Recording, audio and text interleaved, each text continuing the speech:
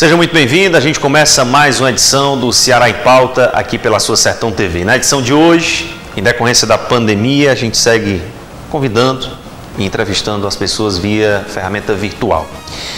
No programa de hoje a gente vai discutir eleições municipais, período de campanha, regras, qual o papel da Justiça Eleitoral, qual o recado também da Justiça Eleitoral da 11ª Zona que compreende o município de Quixeramobim aqui no Sertão Central cearense. E na edição de hoje eu recebo o juiz eleitoral Rogaciano Bezerra Leite Neto e o chefe do cartório eleitoral local, o Gessivando Menezes da Silva, para conversar conosco um papo informal, mas ao mesmo tempo um assunto sério, diz respeito ao futuro da população. Os próximos 4 anos, a partir de 2021, teremos mais um mandato tanto no Legislativo como também no Executivo. Mas antes disso, uma campanha diferente de todas as outras que a gente já presenciou. Afinal, nós estamos numa pandemia, novo comportamento, novas regras, um novo calendário. Como se readequar tudo isso e qual o papel da população diante desse processo? Fiscalização, denúncias, enfim. É sobre esse assunto que a gente conversa agora no Ceará em Pauta. Primeiro, deixa eu trazer o recado e os cumprimentos iniciais do doutor Rogaciano Bezerra Leite. Doutor Rogaciano, prazer recebê-lo. Seja muito bem-vindo aqui ao Ceará em Pauta. Obrigado. Acho que essa entrevista vai ser muito importante porque estamos enfrentando uma pandemia que vai influenciar muito na sistemática das eleições e é importante que a população seja esclarecida acerca dessas modificações que irão ocorrer nas eleições desse ano. Gessivando, chefe do cartório eleitoral, também prazer recebê-lo e também por ter topado participar aqui da nossa conversa. Prazer. Olá a todos. A satisfação é minha, vai ser muito proveitoso, como o doutor Rogaciano acabou de salientar, né? E a gente, nesse período de pandemia, sente essa falta de contato mais direto com os eleitores, já que o atendimento de balcão não mais existe e até as eleições a gente não tem perspectiva de voltar com atendimento. Estamos aqui à disposição. Inclusive, sobre o cartório eleitoral, você que nos assiste, a gente vai daqui a pouco esclarecer a questão de prazos, enfim, inclusive perguntas que costumam surgir. E como é que está essa situação da oferta de serviços diante da pandemia. Bom, mas doutor Rogaciano e Gessivando, eu queria começar o Ceará em Pauta tratando de um assunto que foi polêmica nessa última semana. O adiamento das eleições municipais de outubro para novembro, por causa da pandemia do novo coronavírus, pode beneficiar políticos chamados ficha suja, condenados por abuso de poder econômico e também político nas eleições de 2012. Eu queria trazer agora a participação do jornalista Edson Silva no comentário dele sobre esse assunto e queria que vocês também acompanhassem, que a gente pudesse também opinar sobre essa decisão. Acompanhe. Os ministros do Tribunal Superior Eleitoral, respondendo uma consulta do deputado federal Célio Sturdet, disseram que os condenados à inelegibilidade por 8 anos por práticas criminosas nas eleições de 2012 poderão ser candidatos nas eleições municipais deste ano.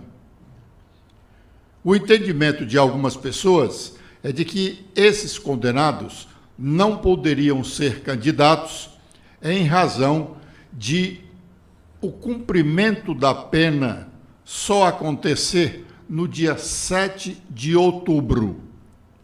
Portanto, 3 dias depois das eleições municipais de 2020, se realmente fossem acontecer no dia 4 de outubro, como estava previsto.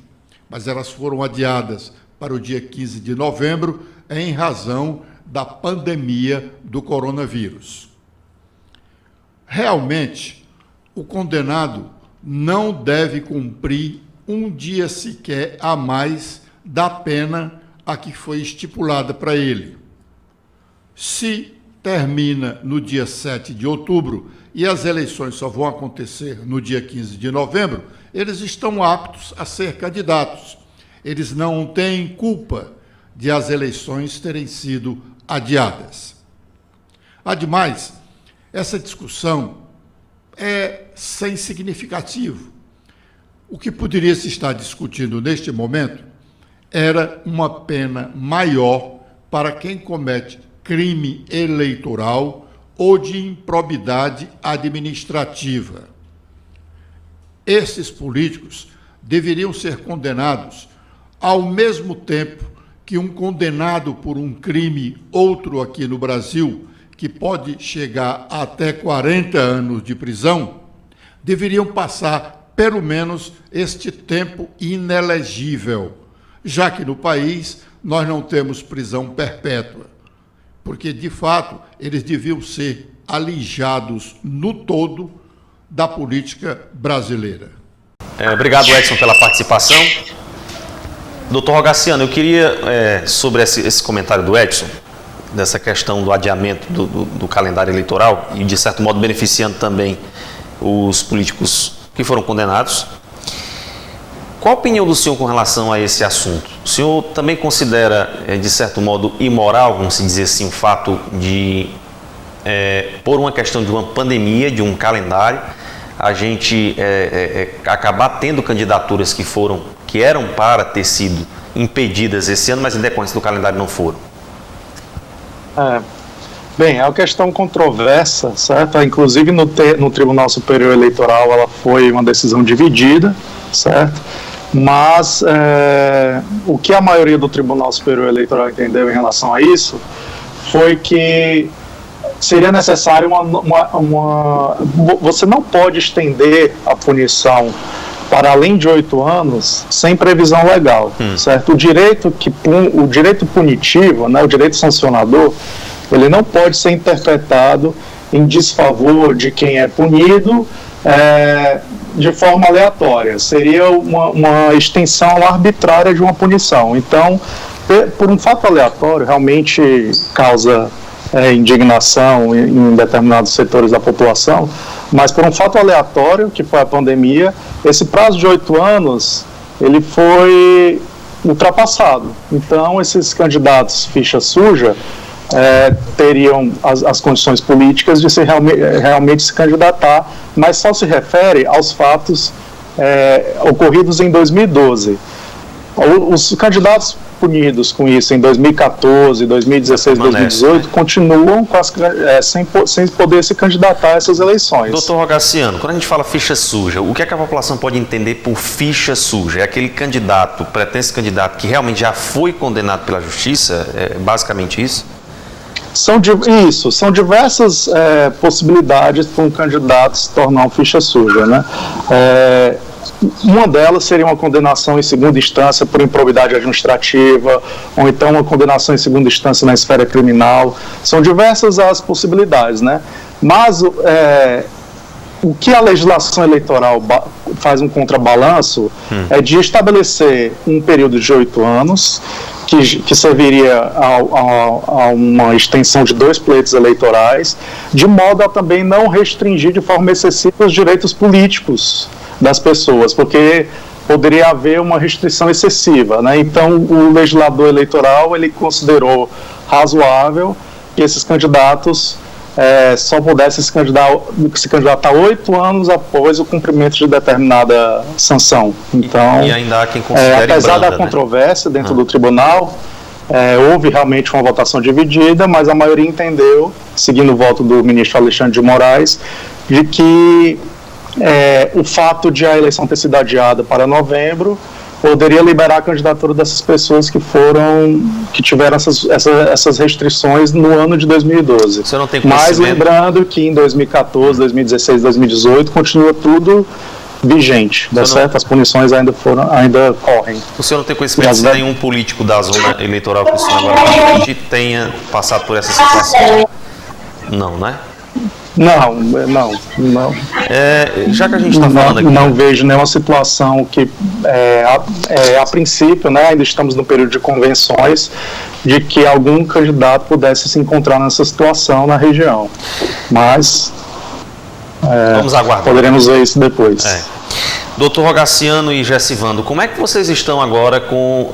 Está tudo parado? Como é que vocês estão lidando agora com essa questão aí da pandemia, dos serviços da Justiça Eleitoral? Doutor Rogaciano, é a primeira vez que o senhor assume também a condição de juiz eleitoral, ou o senhor já tem experiência, já a primeira vez assim? É a primeira vez que eu estou acompanhando as eleições como juiz eleitoral titular, mas tenho experiência em eleições anteriores, né?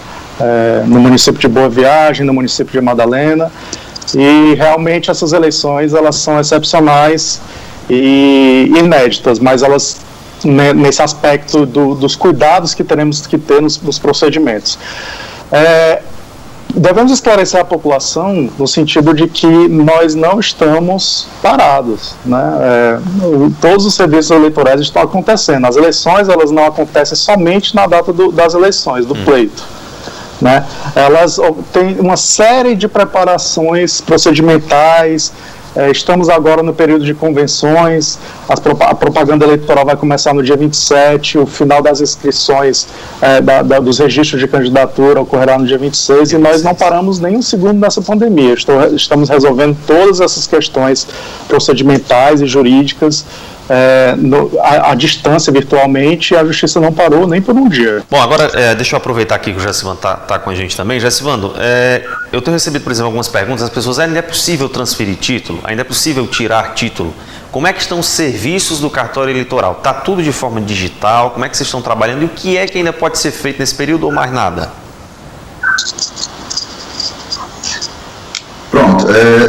Primeiramente, reforçando as palavras do Dr. Rogaciano sobre as atividades do cartório, né, que, embora estejamos nesse período de pandemia, os serviços do cartório eles foram adaptados, né, na medida das possibilidades, e não pararam, principalmente as questões relacionadas à preparação para as eleições, né? Então, o juiz eleitoral, junto com os demais da equipe, estão aí sempre atentos às atividades cartorárias para que a gente possa preparar as eleições, naquilo que cabe ao cartório eleitoral.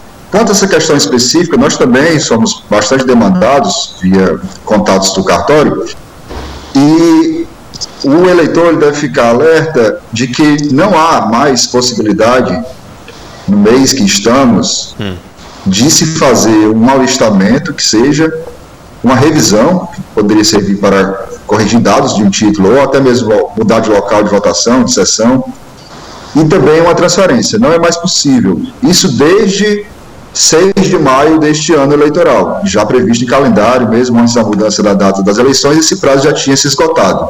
Lembrando que à época foi permitido ao eleitor que fizesse essa solicitação de transferência, até de alistamento, via ferramenta online. Na época foi bastante divulgada, e a gente, o cartório teve uma demanda razoável, né? Não como seria o atendimento presencial, mas razoável. Então, assim, atendimento presencial não existe, né? Não estamos em atendimento presencial, estamos sim em serviços internos, mas sem o atendimento presencial. Nesse caso de fazer título, só a reabertura do cadastro vai permitir que alguém transfira o seu título ou faça o alistamento pela primeira vez. Biometria, o que existe a possibilidade... Pois não. Biometria também esse ano não tem, já foi decidido isso. Não, a biometria não será utilizada nas urnas esse ano, e tem um detalhe sobre a biometria que é importante você ter tocado nesse assunto, que aquela pessoa, aquele eleitor, aquele cidadão que porventura não compareceu à biometria de 2019, a coleta dos dados biométricos de 2019, chamado de revisão de eleitorado, a princípio ele teve o título cancelado, mas por decisão do TSE, aqueles que tiveram o título cancelado por ausência da biometria em 2019 foram reativados, ou seja, tiveram os títulos restabelecidos para o único feito, o único propósito de poder votar nas eleições. Então, assim, se eu tive meu título cancelado por ausência da biometria em 2019, eu vou poder votar nas eleições de 2020. Essa votação, para quem teve biometria coletada, que é outro caso, não vai ser feita com a identificação biométrica, que serve para identificar inicialmente o eleitor. Então, a identificação do eleitor vai ser aos moldes tradicionais, né? O documento de identidade, a apresentação do e-título, e qualquer documento original com foto. E agora praticamente tudo digital, principalmente o e-título, né, com o aplicativo que é possível baixar aí nos celulares. Bom, a gente vai fazer o primeiro intervalo comercial e daqui a pouco vamos voltar falando de fiscalização, denúncias, acompanhamento de aglomerações diante da campanha, qual a orientação e recado da Justiça Eleitoral. Daqui a pouco.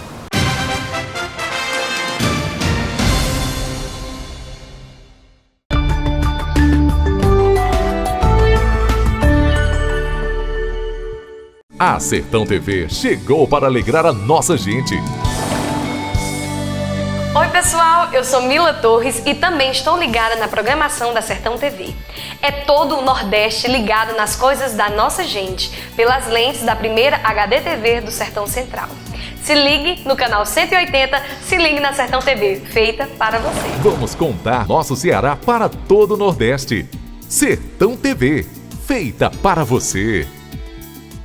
As definições de diversão foram atualizadas. Agora, você pode assistir aquele filme de ação eletrizante, a série ganhadora do Emmy ou o desenho animado preferido do seu filho. Com o Brisa Play, você tem acesso a conteúdos diversificados e sabe o que é melhor? Serviço sem custo adicional para clientes BrisaNet. Um mimo exclusivo que você só encontra aqui. Dê um play na diversão. Baixe já o app Brisa Play e aproveite.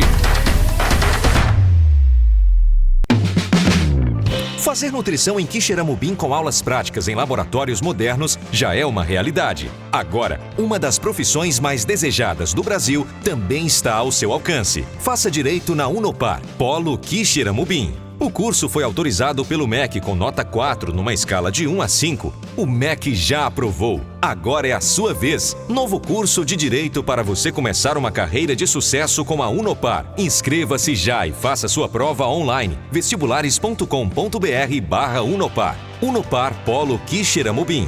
Rua Doutor Monteiro Filho, número 130, Centro.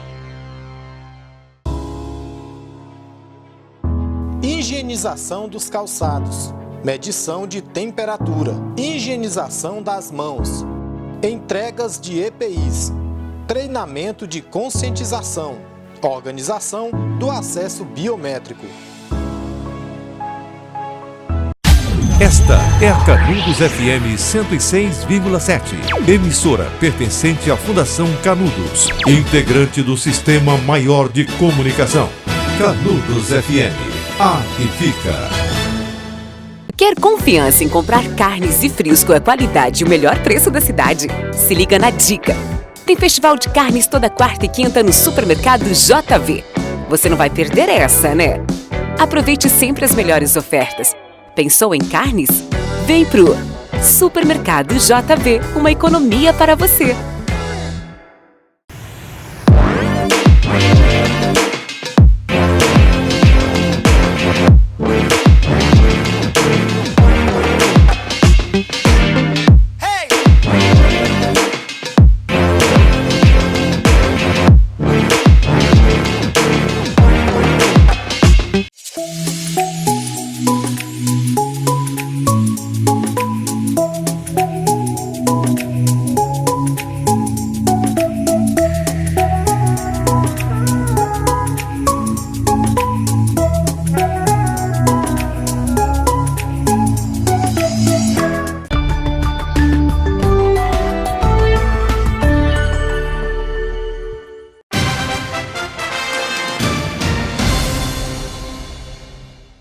De volta com o Ceará em Pauta, a gente segue falando de justiça eleitoral. Doutor Rogaciano, queria aproveitar também aqui esse bate-papo sobre alguns esclarecimentos e vamos falar também de fiscalização.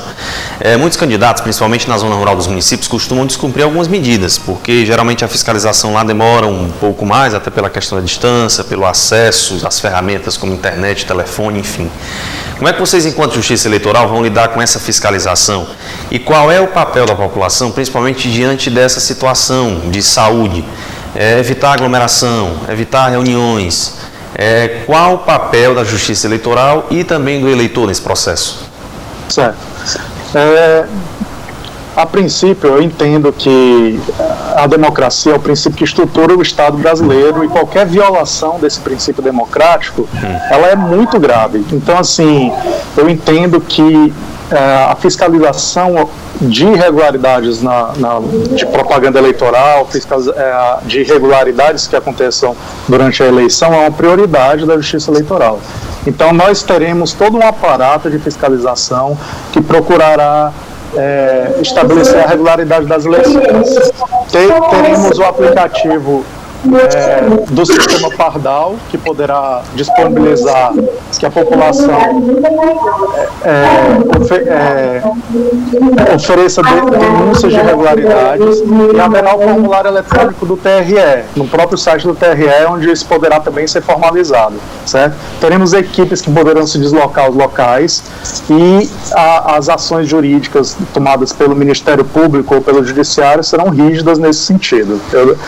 Eu serei bem rígido, na verdade, em relação a condutas irregulares no pleito fiscalizatório, até porque estamos num período de pandemia, com restrição de aglomeração, e as normas sanitárias baixadas pelo Estado do Ceará e pelo município de Quixeramobim também não poderão ser desrespeitadas. Então, as campanhas eleitorais têm que respeitar também as normas sanitárias para que a própria eleição não se torne um foco de espalhamento da doença do coronavírus. Doutor Rogaciano, um exemplo, se um candidato resolve promover uma reunião, e aí você encontra pessoas sem máscara, muita gente num local fechado, isso pode gerar punição em que sentido para o candidato? É possível puni-lo ou não, de fato? Bem, o Estado, ele tem que... Isso depende muito do caso concreto, né? É difícil você especular acerca de casos concretos, mas vamos lá. Teríamos que ver se há uma responsabilidade direta do candidato acerca dessa organização com descumprimento de normas de higiene, e poderia haver algum tipo de sanção nesse sentido, algum tipo de abuso poderia ser... punido, ou então de alguma forma restringido. Mas temos que conscientizar primeiramente a população de que há necessidade de se cumprir as normas sanitárias para que as eleições não se tornem um foco de piora da doença da pandemia, né? Bom, a gente que acompanha e faz cobertura das eleições já há algum tempo, eu observo que geralmente durante as campanhas sempre há uma denúncia. Alguém liga, estão comprando voto aqui em determinada localidade, a equipe do cartório se desloca, promotor, enfim. E quase nunca não consegue chegar, de fato, na origem. Vocês consideram que há fragilidade também nas denúncias? E aí, como é que a população poderia, de certo modo, apresentar a Justiça Eleitoral, doutor Rogaciano, algo que realmente vocês pudessem chegar e constatar o que é que precisa de fato acontecer? E a ferramenta realmente utilizada vai ser o Pardal ou teria outra? Temos o Pardal, o formulário eletrônico, né? Excepcionalmente, alguém poderia, já que vamos começar os trabalhos semipresenciais no cartório, alguém poderia ir ao cartório e formalizar uma denúncia com os devidos cuidados de higiene. Essa questão da fiscalização realmente ela é muito complicada, porque o município de Quixeramobim, por exemplo, tem uma larga extensão territorial, e até que a equipe chegue ao local para comprovar algum tipo de irregularidade, muitas vezes essa irregularidade já foi finalizada, digamos, não dá tempo de você flagrar essa irregularidade. Mas a tecnologia pode ser uma aliada nessa história, né? Todo mundo hoje tem uma câmera de celular com fotografia, e se puder ser filmada uma irregularidade, isso ser levado ao Ministério Público, à Justiça Eleitoral, para que as providências sejam tomadas, é direito da população. A população também tem o direito de participar de eleições legítimas e limpas. Então, todo cidadão é um fiscal em potencial da regularidade das eleições. E nós contamos também com a ajuda da população acerca da regularidade do pleito. Vocês estão com a equipe suficiente, doutor Rogaciano, para conseguir dar conta da possível demanda que possa vir? Se eu considero que está razoável? Nós temos uma equipe muito eficiente, mas o município, como eu já disse, tem uma extensão territorial muito grande. Terceira maior do estado. Se torna complicado, mesmo que a equipe tivesse mais de 100 pessoas, 50 pessoas, se tornaria virtualmente impossível estar de forma onipresente em todos os distritos, especialmente nos distritos mais longínquos, para que a Justiça Eleitoral se tornasse presente o tempo inteiro. Mas nós faremos o possível na medida dos nossos esforços, e eu farei o possível na medida da regularização do pleito e do próprio processo eleitoral inteiro, de que as eleições transcorram da forma mais límpida possível. Jacivano, com relação a essa distribuição de zonas e também sessões, você considera que vai haver muita mudança, tipo, para não ficar várias urnas ou várias zonas na mesma escola, por exemplo, ou não vai mudar muito a questão dos endereços? Há alguma sinalização para ampliação, por exemplo, da quantidade de locais de votação ou diminuição?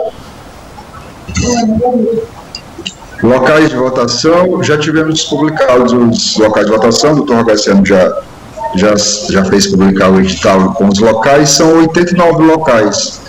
Então, em termos de sessões, tivemos uma aglutinação de algumas sessões esse ano e temos um total esse ano de 182 sessões. Mas, basicamente, os locais não mudaram, né? Os locais permanecem os mesmos, com alguma exceção bem pontual, e o eleitor, sabendo o local em que ele vota costumeiramente, já fica só na pendência de saber, isso vai ser divulgado, e hoje até ele pode ligar para 148 ele pode ligar com o título em mãos, o número do título, ele vai saber exatamente se a sessão dele foi aglutinada com outro, né, um processo que a gente chama de agregação, ou se permanece do local de votação sem agregação. E detalhe, esse ano com mais uma hora. Onde eu voto, não muda. O que pode mudar é a sala em que eu vou votar. Basicamente é isso. E esse ano ganhando mais uma hora o horário de votação, né? Subiu mais 60 minutos. Pessoal, agora eu queria só, para a gente já caminhando aqui para a finalização, diante aqui de alguns esclarecimentos, doutor Rogaciano, que recado o senhor, enquanto juiz eleitoral, e aí eu queria também aproveitar para o senhor esclarecer qual de fato também é o papel do Ministério Público nesse processo, né? Como o promotor doutor Vicente Anastácio também vai colaborar nesse processo. Qual o papel do Ministério Público e qual o recado da Justiça Eleitoral da 11ª Zona aos candidatos e aos eleitores? Certo. Em primeiro lugar, o papel do Ministério Público é fundamental, né? O Ministério Público, ele tem um papel institucional muito importante dentro do Estado brasileiro, de fiscal da ordem jurídica e de guardião do regime democrático, como estabelece o próprio artigo 129 da Constituição. E o Ministério Público fiscalizará a regularidade de todo o processo eleitoral, né, com as devidas providências para coibir essas irregularidades e fazer com que o pleito transcorra de forma regular, né, com a obediência à Constituição, às leis e às determinações sanitárias nesse período de coronavírus. Né, o recado que eu tenho para a população é o seguinte, que possam ter certeza que faremos o possível e o impossível para que as eleições transcorram da forma mais segura possível, inclusive em termos de coronavírus, certo? Nós cuidaremos, em primeiro lugar, da saúde da população. As eleições não podem se transformar em um foco e nós fiscalizaremos de forma muito rígida o cumprimento das normas de distanciamento social e de higiene nos locais de votação, e eu peço à população que compareçam às eleições, certo? As eleições, elas são um período, um ato, né, assim, um processo importantíssimo para a construção da democracia brasileira, e elas não estão sendo adiadas justamente por isso, para não abrir um precedente perigoso de extensão de mandatos. Mas essa eleição realizada num período de restrições sanitárias, ela é essencial para a preservação da democracia e deveremos proteger a saúde da população ao mesmo tempo. Então, compareçam às eleições. O meu recado aos candidatos é o de que todos os candidatos devem cumprir restritamente, de forma restrita e estrita, a legislação eleitoral, certo? O cumprimento da legislação eleitoral deve ser efetivo, porque a fiscalização será rigorosa, e eu, pessoalmente, como juiz eleitoral e responsável pela regularidade da eleição, não admitirei nenhum tipo de irregularidade. Perfeitamente. Doutor Rogaciano, obrigado aqui pela rápida conversa. Gessivano também pela disponibilidade. A vocês que compõem aí os quadros da Justiça Eleitoral do nosso município. Obrigado, doutor. Obrigado. Obrigado, Gessivano, também pela participação. Disponha. Bom, a você que nos acompanhou, nós também muito obrigado pela sua audiência. Ceará em Pauta vai seguir discutindo outros assuntos. Afinal, estamos aí próximo já de uma campanha a iniciar e muitos assuntos ainda até o dia 15 de novembro. Muito obrigado. Siga também as nossas redes sociais e permaneça no canal 180.